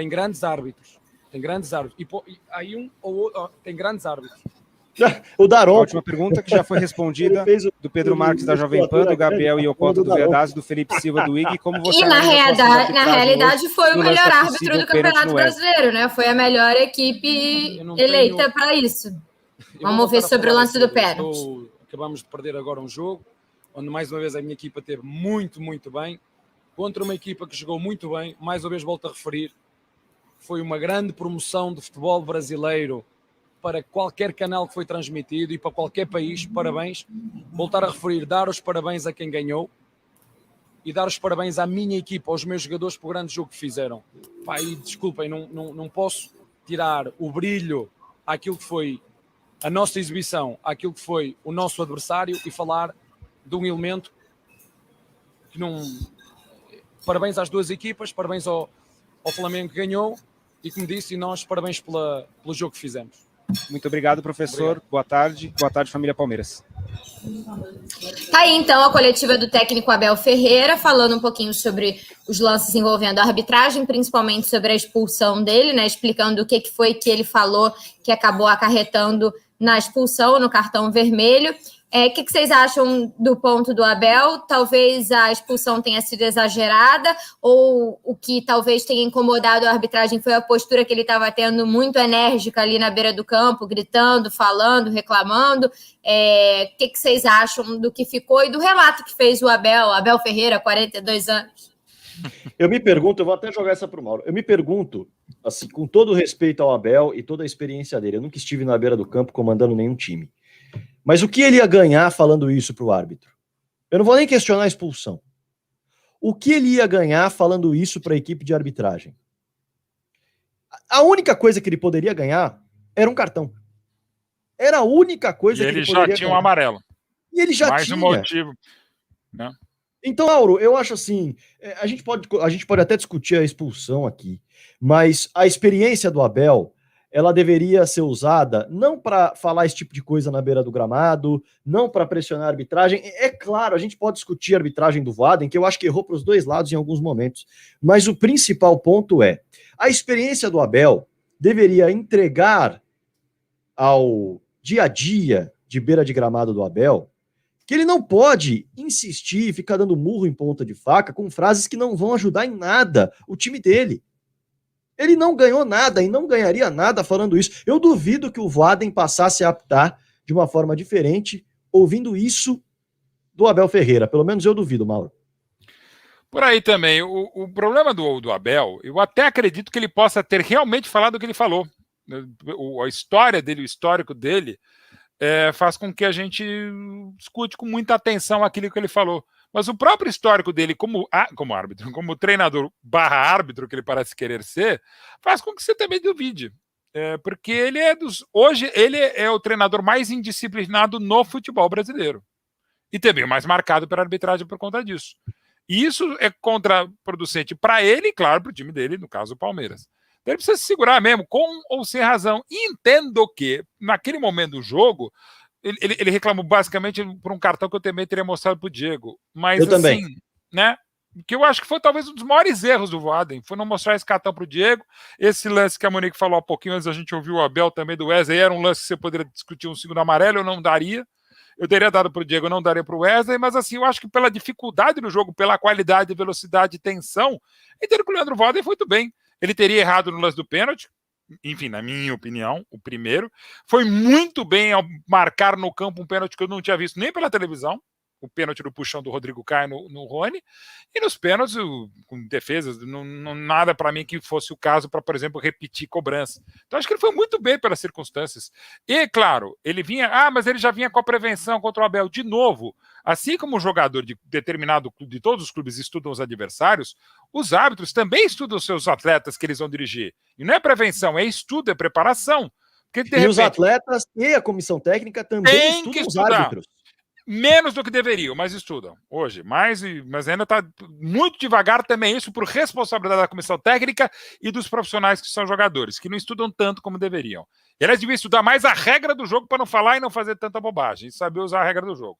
Mas no caso específico, não é prevenção, é estar atento. Porque, por exemplo, vamos pegar um jogador aqui, vai pegar um exemplo do Palmeiras, estou falando do Palmeiras, Valdívia. O Valdívia, se eu fosse um árbitro, para marcar um pênalti no Valdívia, é só sair se enrolando a cabeça dele, porque ele muitas vezes cavava, muito talentoso, muito cheio de coisa e tal. Agora, por exemplo, pegando outro exemplo do Palmeiras, Ademir da Guia, na dúvida, quando ele cai, é que foi pênalti mesmo se tivesse tido um tufão na nuca dele, porque a chance dele de ser derrubado é muito pequena. A do Valdívia, ele toda hora caía, então a chance de o árbitro marcar um pênalti, mesmo se ele levasse uma facada na nuca, se ficar, o Valdívia de repente não é. Então, assim, faz parte da preparação do árbitro, o árbitro experiente como o Voaden é um árbitro até que começou muito bem a carreira, acho que não continuou do mesmo nível, até pelas pressões, de seguir o jogo, de deixar o jogo seguir. Né? Mas, enfim, eu acho que a arbitragem dele foi muito boa e não entendo muitas das reclamações do Abel, embora aquilo que ele falou é exatamente o que acabou de falar o Fragoso, poderia deixar passar batido. Só que, de novo, e aí vale para qualquer reclamação, é a versão do árbitro e a versão do treinador, ou quando é o jogador expulso por reclamação, o jogador. São versões. Eu não estou dizendo que o Abel falou e acabou, e que o Voaden falou também acabou. Ok. Só que, de novo, e aí volta a questão familiar. Eu tenho um limite de tolerância com erros ou falhas ou indisciplinas dos meus filhos que é diferente da mãe deles. Quem está certo? Talvez mais ela do que eu. Mas, assim, é um limite. De repente, olhar feio para você já é um desrespeito, é rua. De repente, me dá uma facada na testa. Não, foi facada, não teve uso de força excessiva, não foi facada temerária. É de cada um e a gente tem que entender a decisão tomada. Eu acho que o Voaden não foi tão bem... desculpa, vai lá. Não, é que a produção me avisou que a gente tem Gabigol e Gerson ao vivo no vestiário, né? Estavam em live, a gente vai... Vou pedir para o Túlio colocar aqui rapidinho, só para a gente acompanhar o que está rolando nesse momento lá no vestiário do Flamengo. A gente já falou um pouquinho de provocação, ó. Segue tudo normal. Já o predestinado, fala. Segue tudo normal. Já o predestinado, fala. Tá aí o Gerson brincando, então, falando que tá aí o predestinado, segue tudo normal. Aquela provocadinha de leve, estilo Gerson e Gabigol, só para avisar para nossa produção. Tá começando agora o Rogério Ceni, a assessoria de imprensa do Flamengo acabou de avisar aqui no grupo. Já a gente tem Neymar para mostrar também, né? Que entrou na brincadeira, entrou nessas provocações aí do jogo, mas dando uma brincadinha de leve envolvendo a parte final da partida. Já a gente vai mostrar o Neymar. O Rogério Ceni está começando agora, então já a gente também vai ter a oportunidade de mostrar um pouquinho do que disse o Ceni aqui. O que você ia complementar, Rô, sobre a arbitragem? Eu acho que o Voaden não foi tão bem quanto eu gostaria, mas isso talvez não signifique que ele foi mal, tá? Eu acho que ele inverteu alguns cartões em termos de critério. Por exemplo, houve uma falta no Danilo, me falha a memória se foi o Felipe Luiz quem fez, agora me foge, mas que eu acho que ele poderia ter dado o cartão. O cartão que ele dá para o William Arão, eu não teria dado.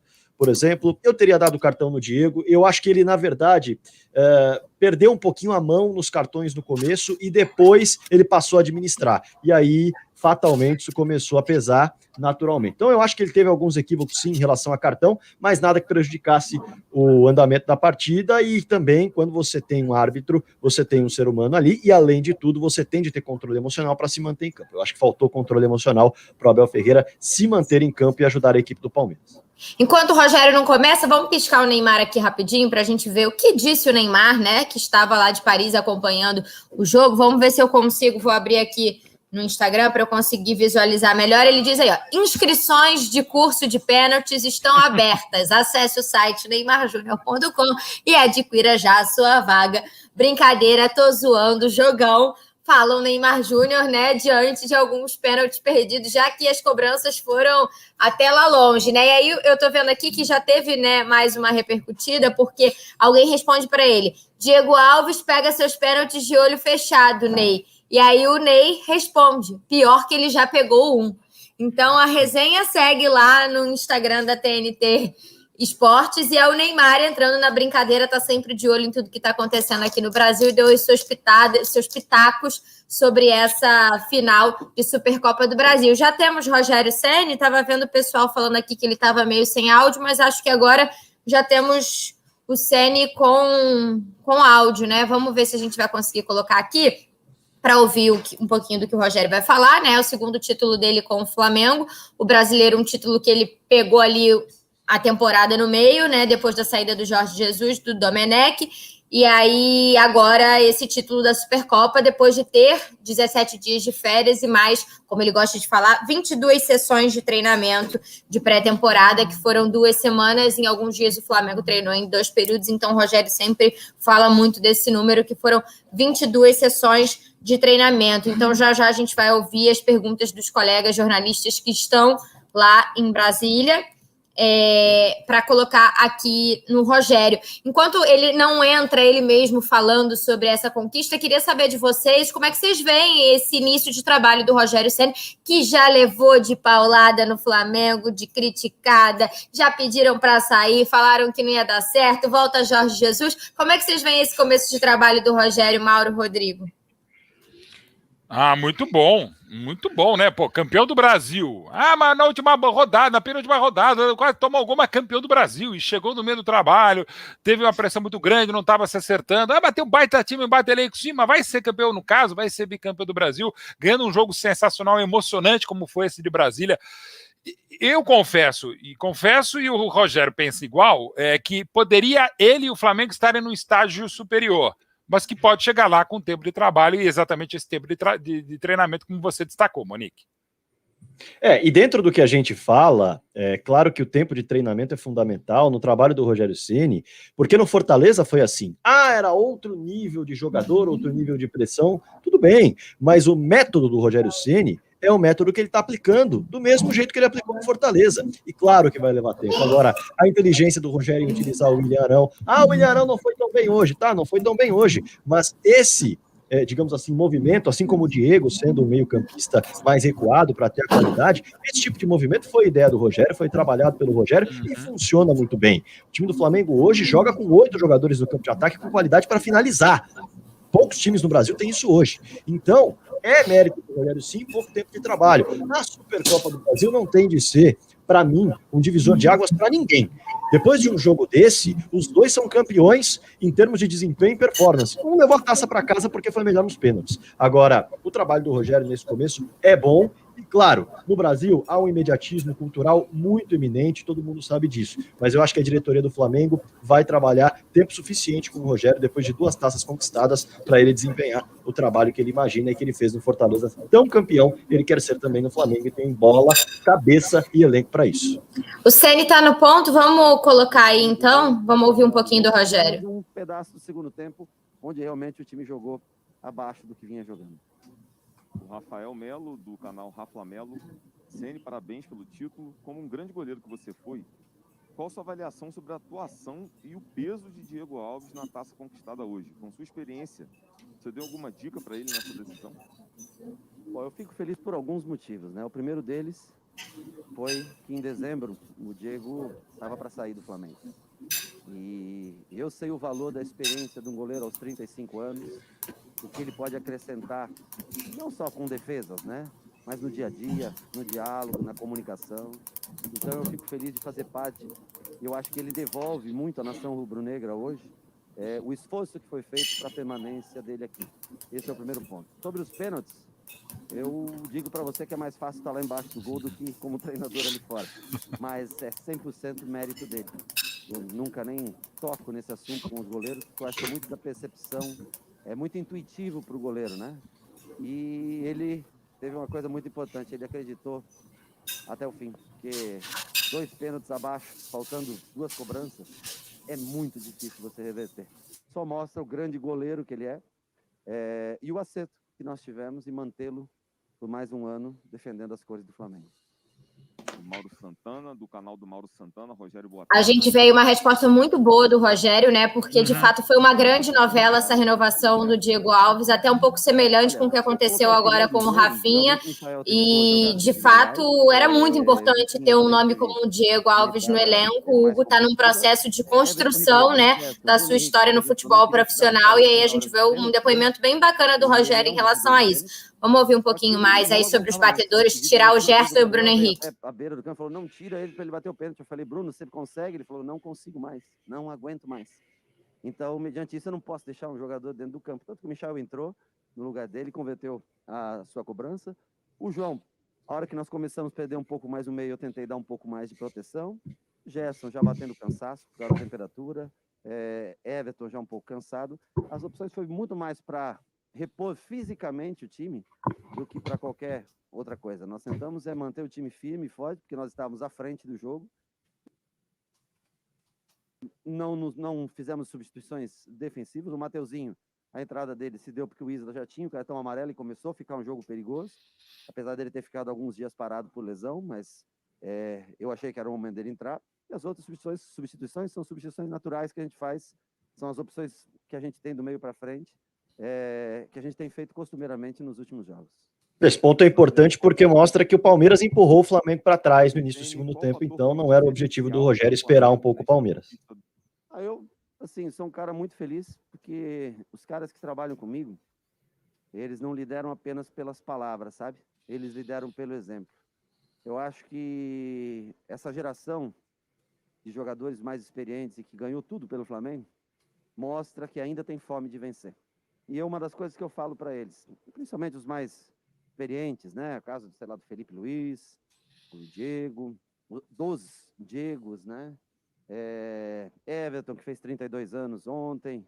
Arão, que apesar de não ter chegado ainda, acho que nos 30, mas já é um cara que está há muito tempo aqui no Flamengo, né? Que não deixa essa oportunidade passar, de construir essa era vencedora. Porque o dia que passar, vão achar que o tempo deles também passou. Então, eu acho que, para mim, o que eu mais vejo, o que mais importante tem oportunidade de ser campeão? Seja. Não deixe passar. Principalmente numa geração tão vencedora, não deixem as pessoas achar que o tempo de vocês passou. Porque a gente acabou de mostrar no dia de hoje que essa geração ainda continua honrando a camisa do Flamengo. Então, para mim, esse é o principal. O caráter desses jogadores que eu tenho que contagiam, sem dúvida nenhuma, aqueles mais jovens. Que é exatamente nessa linha a pergunta do Gabriel Reis, do canal Papai. Muito bacana o depoimento do Rogério, que é um cara que lidera pelo exemplo também, né, Mauro? E é um cara que agrega muito nesse sentido, né, de trazer também essa experiência para esse grupo. Experiência fundamental em tudo, né? Porque estou falando aqui um cara mais velho, experiente, não é em defesa de causa, não é corporativismo, mas é fundamental você ter os garotos e ter gente experiente. Eu sei que às vezes existem as desconfianças, existem as dúvidas, mas aqui ninguém mais profissional do que eu, e ninguém tem mais desejo do que ver esse clube vencedor, né? O meu desejo hoje é ver o Flamengo no ponto mais alto, né? É ver cada coração do torcedor. Eu tenho certeza que o Brasil inteiro, em especial, logicamente, no Rio de Janeiro, está todo mundo feliz hoje. Mais uma vez, um jogo difícil, um jogo complicado, mas esse time mostrou que o coração vermelho e preto continua batendo forte. O Wesley Ramon, do portal Urubu Interativo. Acaba ali contemporizando as críticas que vem recebendo, que era um pouco do que a gente estava falando, né, antes de começar essa entrevista. Tem o melhor o quê? Desculpa. Agora vai perguntar da arbitragem para o Rogério também. O brasileiro, segundo o Wesley, o Abel teria dito. Você acha que o árbitro interferiu no resultado de alguma forma?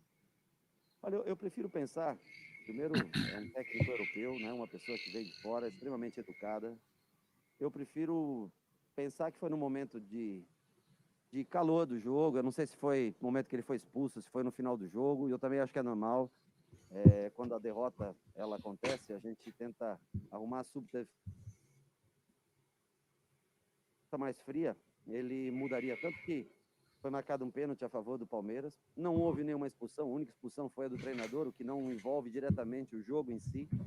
Então, eu acho que com a cabeça mais fria, tenho certeza que ele vai reconsiderar a decisão. Eu acho que o Flamengo ganhou pelos seus méritos, enfrentou um grande time, Palmeiras hoje é um time dificílimo de se bater, dificílimo de se vencer. Joga com características diferentes da nossa, é bem verdade. Mas dentro das características que se dispõe, é uma equipe que nos enfrenta, assim, que virou um grande clássico do futebol brasileiro. Quer queira as pessoas reconheçam ou não, virou um grande clássico do futebol brasileiro. Então, eu acho que a gente tem que valorizar essa vitória e ele, mais do que citar a arbitragem, tem que valorizar também a coragem, a dedicação de todos os seus atletas. Tem uma decisão já na quarta-feira, eu tenho certeza que o Flamengo, que o Palmeiras tem uma grande oportunidade, deve ser o campeão da Recopa. Eu acho que ele vai estar, talvez, com outro discurso, outro pensamento. Eu prefiro crer no momento de cabeça quente ter colocado essas palavras. Última pergunta do Guilherme Gordo, da Rádio Bangu. Bom, a gente acompanhou aí um pouquinho do Rogério Ceni, então, né? O pessoal jogou uma isca, o Rogério não caiu, né? Muito na isca, acho que não foi bem assim que disse o Abel Ferreira ao se referir sobre a partida, enfim, mas a gente já imaginava um Rogério mais tranquilo, né? Um Rogério mais sereno, inclusive até para falar sobre as críticas que recebeu, não é muito do perfil dele aproveitar o momento em que ganha um título para sair rebatendo, respondendo. Enfim, a gente tem que partir para as notas agora e vai ser VaptVupt. Já estamos na parte final da nossa live aqui de pós-jogo, então cada um vai dar uma nota, a gente não vai fazer todo mundo dando nota para tudo e fazer a média. Vamos começar pelo Flamengo, vou passar os titulares e depois vou colocando ali os jogadores que entraram. Vamos lá. Vou começar vou deixar a moleza para mim. Diego Alves, vou dar nota 10 para ele, porque, afinal de contas, foi decisivo nas cobranças de pênalti. Foi uma grande atuação do Diego Alves. Como disse o Ceni, né? O Flamengo 2 pênaltis atrás e o Diego conseguiu reverter essa situação. Então, 10. Isla, Mauro Betti. Isla fez a falta que era falta, não era pênalti, teve dificuldades no começo com o Breno, depois também com o Wesley. 6. William Arão, Rodrigo. William Arão, acho que ele acabou cumprindo a função que se imaginava, talvez não tenha ido tão bem, eu vou, para resumir, vou de nota 6 para ele. Bom, Rodrigo Caio fez um bom jogo, né? Foi bem no jogo, mas foi muito infantil no pênalti cometido. Depois converteu o pênalti dele, que era um momento extremamente decisivo. Então, vou colocar ali na média. Vou dar nota 7 para o Rodrigo Caio. Felipe Luiz, Mauro. Então, o pênalti, ele costuma, disputa de pênaltis, maltratar grandes nomes históricos ou os melhores jogadores em campo, como foi o Felipe Luiz, um dos grandes nomes da partida, fundamental no primeiro gol, teve dificuldades mesmo assim, sobressaiu como sempre, deu capacidade, um caráter, uma inteligência tática, eu gosto demais do Felipe Luiz, e eu costumo fazer o seguinte, se o cara é infeliz nos pênaltis, eu não conto, tá? Esquece. Agora, se o cara é muito feliz nos pênaltis, como foi o Diego Alves, aumenta a nota. É errado o critério? Dane-se, é meu critério. Então, para mim, continua muito bem o Felipe Luiz, bicampeão da Supercopa, nota 8 para ele. Vamos de Gerson agora, Rodrigo. Dá dinâmica ao meio-campo, movimenta, é um jogador importante, apesar de não ter aparecido nas jogadas ofensivas hoje com muita frequência, eu vou de nota 7 para ele. Diego Ribas, eu vou dar nota 8. Acho que ele fez um grande jogo, né? Foi o melhor do primeiro tempo. Se não tivesse saído, talvez o Flamengo tivesse feito um começo de segundo tempo melhor com o Diego em campo. Foi muito bem hoje, então 8 para o Diego Ribas. Everton Ribeiro, Mauro.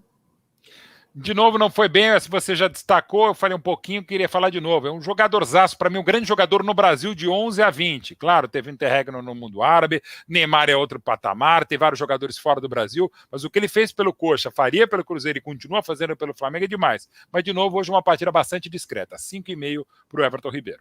Se tem uma jogada do Everton para destacar, foi uma jogada de talento purinho no lance em que o Gabigol faz aquela bola que ninguém sabe onde foi parar até o momento. De Arrascaeta, Rodrigo. O Arrascaeta se movimentou demais no campo todo, né? Além do golaço que fez. Então eu vou de nota 8 para ele. Partidaça do Arrasca. Bruno Henrique, eu acho que hoje foi abaixo do que a gente espera do Bruno Henrique numa final. Ele começou voando esse começo de temporada, esses 2 primeiros jogos do Flamengo. Foi absurdo, assim, destaque absoluto. Hoje acho que ficou faltando um pouquinho, então eu vou dar 6,5 para o Bruno Henrique. Gabigol, Mauro Betti.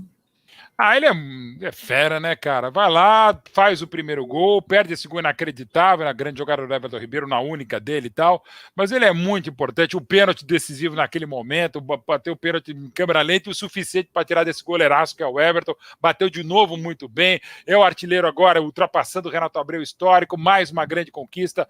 O Gabigol, mesmo quando tá bem, faz toda a diferença. Nota 8 pro Gabigol também. João Gomes, ou Rodrigo? Não entrou como a gente imaginava, né? A gente imaginava um João Gomes um pouco mais ligado e na batalha de substituições, digamos assim, o Abel Ferreira levou a melhor. Então, eu acho que o João Gomes não entrou como se imaginava, vou colocar nota 6,5 para ele. Eu vou também dar 6,5 para o Vitinho. Não teve muito tempo, né? Teve uma chance que o Rascaeta não tocou para ele, na outra ele teve uma boa possibilidade de gol, que o Everton fez uma defesa incrível, mas acho que entrou mantendo ali a média, né? Entrou no lugar do Everton, mais ou menos, então 6,5 para o Vitinho. Mateuzinho ou Mauro? Pô, teve um belo lance ali, entrou bem pro momento que estava no jogo, um momento complicado, ajudou a construir jogadas pelo Flamengo pelo lado direito. Eu vou dar pelo pouco tempo que teve, pela pressão enorme, nota 7 pro Mateuzinho. Para fechar o Flamengo, Rogério Ceni, Rodrigo. Eu acho que eu vou colocar aí nota 7,5 para o Rogério Ceni, até porque, por mais que ele seja o técnico campeão, ele já deixou claro na entrevista coletiva dele que ele não quis colocar o time para trás. Na resposta que ele fala que nenhuma alteração foi defensiva, foi o Palmeiras quem empurrou o Flamengo para trás no segundo tempo, foi o Palmeiras que buscou o empate no segundo tempo, e aí, claro, quando o Palmeiras deu espaço, é que a equipe do Flamengo começou a jogar um pouco mais. E as alterações do Rogério Ceni não funcionaram também do jeito que ele imaginava, por isso eu vou de 7,5 para ele. Bom, vou manter a minha média no Everton, porque para mim os dois grandes nomes dessa partida foram os goleiros. Os dois foram excepcionais, com defesas espetaculares no tempo normal, o Everton, e também muito importante nos pênaltis. A gente só teve essa disputa de pênaltis emocionante por isso, então vou dar 10 para o Everton também. Marcos Rocha, Mauro? Notas merecidíssimas. O Marcos Rocha, 6,5. Luan, Rodrigo Fragoso. Pois é, né? O Luan, que acabou perdendo o pênalti, mas também vou desconsiderar a penalidade. Vou considerar um pouquinho a questão das bolas aéreas, que ele foi bem, quase fez um gol, e além de tudo, ele acaba participando do lance que ele não consegue cortar com tanta qualidade, ela sobra no pé do Felipe Luiz, que faz uma jogadaça, mas aí não é culpa dele. Ele tentou fazer o corte e a bola acabou sobrando no pé do Felipe Luiz. Eu vou de nota 6,5 para o Luan. Bom, o Gustavo Gomes também estava nesse lance, né? Eu acho que o Gustavo Gomes fez uma grande partida. Ele, na minha visão, é um dos melhores zagueiros em atividade aqui no Brasil e é um líder também dentro desse grupo. Também acabou envolvido na jogada ali, foi driblado pelo Felipe Luiz naquele lance, mas acho que foi uma boa partida, então vou dar 7,5 para o Gustavo Gomes. Vinha, Matias Vinha, Mauro. Que, aliás, o Galvão Bueno chamou de Matheus Vinha 95 vezes na transmissão. Então, Matheus Vinha, Mauro. Vinha e volta, né? Muito bom lateral, mas teve algumas falhas, ofensivamente não tão importante. Hoje vou dar nota 6 para o Vinha. Felipe Melo, Rodrigo. Felipe Melo também não conseguiu ser aquilo que costuma ser, né? Um jogador que trava o cadeado no meio-campo e, principalmente, consegue dar os passes longos, consegue dar qualidade, mas ele tem sim mérito no primeiro gol, porque estava bem posicionado e deu uma cabeçada perfeita para o Veiga fazer aquele golaço. Então, eu vou de nota 7 para ele. Bom, Zé Rafael, vou dar 5,5. Acho que Zé Rafael tem alguns jogos muito bons e outros nem tanto. Acho que hoje não foi o dia dele, tanto é que ele foi substituído ainda no intervalo. Então, 5,5 para o Zé Rafael. Breno Lopes, Mauro. Breno Lopes quase fez um golaço, não fosse um lance sensacional, histórico do Diego, salvando com 200 anos de idade, um lance sobre a linha, um fundamental, grande momento do Diego, não só esse, mas fundamental, né, com raça e tempo de bola, mas o Breno não teve das melhores partidas. Claro, se faz esse gol era uma outra história. Vou dar nota 6 também para ele, porque o jogo todo foi muito bom, difícil dar menos do que 6 para qualquer jogador. Veiga, Rodrigo. 8 para o Rafael Veiga. Recompôs muito bem quando necessário, foi um jogador de articulação e também de bola na rede. Fez os 2 gols do Palmeiras, Rafael Veiga tem nota 8. E que golaço, viu? Vou te contar. Golaço. Fiquei até rouca.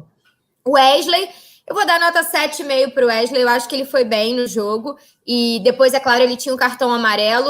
Na minha visão, o Wesley nem seria um dos jogadores para sair na segunda etapa. Acho que deve ter pesado para o Abel o fato do Wesley já ter o cartão amarelo, mas ele fez uma partida muito boa, então vou de 7,5. Rony, Mauro. Rony, daqueles lances, né? Alguns lances que você não compreende, outros muito bons. Ele foi muito engraçado na hora do hino, né? Porque tem os 2 telões, uma é Garrincha com a bandeira do Brasil, então você tem que virar para a bandeira. Então o elenco do Flamengo virou todo ali para a direita, tinha um telão, e do Palmeiras metade virou junto com a arbitragem e com o Flamengo para lá, então metade virou para o outro telão, né? Aí ficou aquela coisa, tal, viraram, e o Rony, como era o da ponta, foi o último a virar, né? Alguém deve falar, Rony, para cá, velho. Aí ele virou. Mas é bem o Rony, assim, viu? atrapalhado, mas faz algumas jogadas muito boas. Eu vou dar nota, até pelo pênalti que ele sofreu, nota 7 para o Rony. Olha a camisa dele agora. Gabriel Veron, Fragoso. Entrou bem, ele não entrou mal, não. O torcedor do Palmeiras, ultimamente, sentia o Gabriel Veron devendo. E acho que não só o torcedor do Palmeiras, mas também a comissão técnica do Palmeiras sentiu o Gabriel devendo, não muito tecnicamente, mas também por conta da parte física que não encaixava e não encaixou durante toda a temporada passada. Agora há uma expectativa maior do Núcleo de Saúde e Performance de que ele tenha uma performance melhor, muito por conta da saúde melhorada. Então, eu acho que o Gabriel Veron entrou bem até, se movimentou bastante, auxiliou na marcação. Eu vou na nota média para ele, eu vou de nota 7. Danilo, para mim. Danilo... E quase fez um gol. Bom destacar. O Gabriel Veron, de cabeça, quase colocou uma bola na rede. É difícil a gente levar em consideração o lance ali do pênalti, né? Porque eu acho que aquela demora do Danilo para bater, com a experiência que o Diego Alves tem, aí o Diego foi lá, reclamou da marca, da posição da bola e tal. Acho que tudo aquilo ali acabou pesando muito para o Danilo, que é um jogador jovem e que eu acho que entrou com personalidade na partida, acho que não fez uma partida ruim o Danilo, e aquela situação ali é uma situação de um garoto jovem, como a gente viu o Mateuzinho também do lado do Flamengo, diante de um goleiro muito experiente, então vou dar a nota 7 para o Danilo também. Gabriel Menino, Mauro. Não foi tão bem como em outros jogos, mas ajudou o Palmeiras a ser melhor na segunda etapa e criar as chances que teve para buscar o empate, quase vencer o jogo. 6,5 para o Gabriel Menino. Para fechar, Abel Ferreira. Caiu a bomba para mim, né? O Abel Ferreira é o seguinte, se fosse para dar uma nota só para ele, só para o Abel Ferreira em si, eu daria nota 5. Porque o Abel Ferreira, ele foi expulso e eu já acho muito infantil. Mas eu acho que essa nota ela tem um pouco da comissão técnica como um todo, do trabalho que foi feito da comissão técnica ao longo do jogo. E aí eu vou ter que subir essa média para nota 7, porque eu acho que no segundo tempo o Palmeiras conseguiu acertar de fato o jogo, justamente pelo que o próprio técnico Rogério Ceni falou. Foi um jogo em que no segundo tempo ele não queria ficar na parte defensiva, ele não queria jogar no seu campo, ele queria continuar jogando como estava jogando na primeira etapa, mas a comissão técnica do Abel Ferreira conseguiu, com as alterações que fez, com o Gabriel Menino, com o Danilo e depois com o Gabriel Veron, colocar o Flamengo para trás do meio campo até os 40 minutos do segundo tempo. Pelo conjunto da obra, 7. Se fosse só para o Abel Ferreira essa nota, deixar bem claro, eu daria uma nota 5 para ele. Muito bem, fechamos aqui as nossas notas, estamos chegando ao fim da nossa live também, lembrando que nós demos os nossos pitacos, as nossas notas, mas quem levou o prêmio de melhor da partida, com toda a galera entrando no carro junto, foi o Jorge André Arrascaeta. Arrasca foi eleito o melhor dessa partida e levou o prêmio, o carro, para casa. Mauro, quero agradecer você pela participação aqui, Rodrigo, pelo papo, né? Ficamos aqui quase 1h40 repercutindo esse jogão, um jogo que merecia toda essa atenção, de fato, porque era um Flamengo e Palmeiras que todo mundo esperou por muito tempo, e que bom que esse jogo fez jus à expectativa que foi criada em cima dele, né? Porque muitas vezes a gente espera tanto de dois rivais que estão muito bem, e o jogo não é assim, e foi emoção até aquela última bolinha, até aquele último pênalti cobrado. Então, Mauro, Rodrigo, obrigada, fiquem à vontade se quiserem fazer algum comentário final. Só para dizer que vai ter outro jogaço agora em Minas, entre Cruzeiro e Atlético, vamos estar acompanhando aqui e torcer para que seja tão bom como foi o jogaço em Brasília. É isso, saem de campo 2 campeões em performance, o Palmeiras com uma performance fantástica no jogo inteiro, o Flamengo com uma performance muito boa durante toda a partida também, um jogaço de primeira categoria que valeu quem acompanhou certamente a Supercopa do Brasil. Claro, o torcedor palmeirense está chateado, do Flamengo muito contente, mas quem não tinha nada a ver com isso, quem não estava torcendo para ninguém, certamente curtiu 2 horas de um futebol muito, muito bom, muito bacana, bem aplicado, bem jogado, sobrando emoção, sobrando polêmica, então certamente foi um jogo que valeu a pena demais. Espero que a galera tenha curtido as análises aqui. Desculpem qualquer coisa que vocês discordem, tá? A vida é assim mesmo. Grande abraço. Valeu, Rodrigo, valeu, Mauro, valeu a galera que ficou aqui com a gente no YouTube e também no Facebook da TNT Esportes. Fiquem de olho nas nossas redes, porque ainda vai ter a sequência e muita repercussão do lado de Flamengo e de Palmeiras, desse grande clássico, desse grande jogo e dessa grande final. Valeu, gente, até a próxima.